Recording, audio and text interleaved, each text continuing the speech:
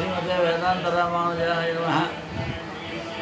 எம்பெருமான் கீதையிலே கால கரையதாமகம் என்று கூறியிருக்கின்றார். ஒவ்வொரு ஆண்டிற்கும் சம்வத்சரம் என்றும் வருஷம் என்றும் பெயர். மிகச் சிறந்த முறையிலே வசிப்பதற்கு ஏற்ற காலம் என்பதும் மழை பொழிவதற்கு ஏற்ற காலம் என்பதும் இதற்கு பெயராக ஆகின்றது. ஏனென்றால் சாதாரணமாக வருஷம் என்கின்ற மழை வருவது வருஷத்திற்கு ஒரு முறை என்ற ரீதியிலே, ஒரு சிறந்த ரீதியிலே வருஷத்திலே மிகச் சிறந்த முறையிலே வரும். அதற்கு தகுந்த வருஷத்திற்கு ஏற்ப பலன் அனுபவிக்கலாம் என்று அதை 60 வருஷமாக பெரியவர்கள் பிரித்தார்கள். வருடத்திற்கு பெயர்களும் வைத்தார்கள். அப்படி இந்த வருடத்திற்கு பெயர் வைக்கும்பொழுது விரோதி என்றார்கள். விரோதி என்றால் யாருக்கு எப்படி என்றெல்லாம் ஒரு அவாய் நிலை என்கின்ற நிலை பிறக்கின்றது.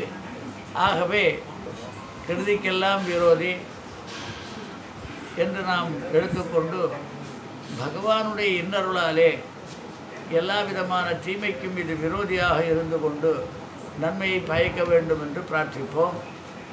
இந்த வருட பலனிலே இடைக்காடர் என்பவர் தமிழிலும் சம்ஸ்கிருதத்தில் சில இதுகளும் இருக்கின்ற காரணத்தினாலே அதனுடைய பலமாக சுருக்கமாக சொன்னால் நன்றாக காடுமேடெல்லாம் கூட நன்றாக விளையும், மிகச் சிறந்த முறையிலே மழை இருக்கும் என்றெல்லாம் பேசப்படுகின்றது. அதோடு கூட சில சண்டைகள் எல்லாம் இருக்கும் என்றும் பேசப்படுகின்றது. ஆகவே அந்த சண்டைகளாலே உலகத்திற்கு க்ஷேமம் ஏற்பட வேண்டும், சாந்தி ஏற்பட வேண்டும். அதற்காக நாம் பகவானை வணங்க வேண்டும்.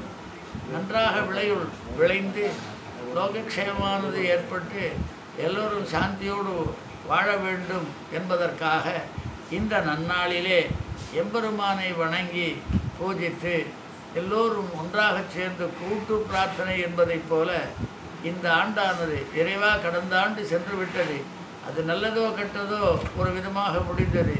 இந்த ஆண்டு மிகச் சிறந்த முறையிலே சாந்திக்கு ஊர் விளைக்காத நிலையிலே மிகச்சிறந்த விளைச்சலோடு இன்பம் பயக்கும்படியாக விரோதி வர்க்கமானது விரோதி வர்க்கத்திற்கு விரோதியாக இருந்து செயல்பட வேண்டும் என்று எம்பெருமானை பிரார்த்திப்போமாக.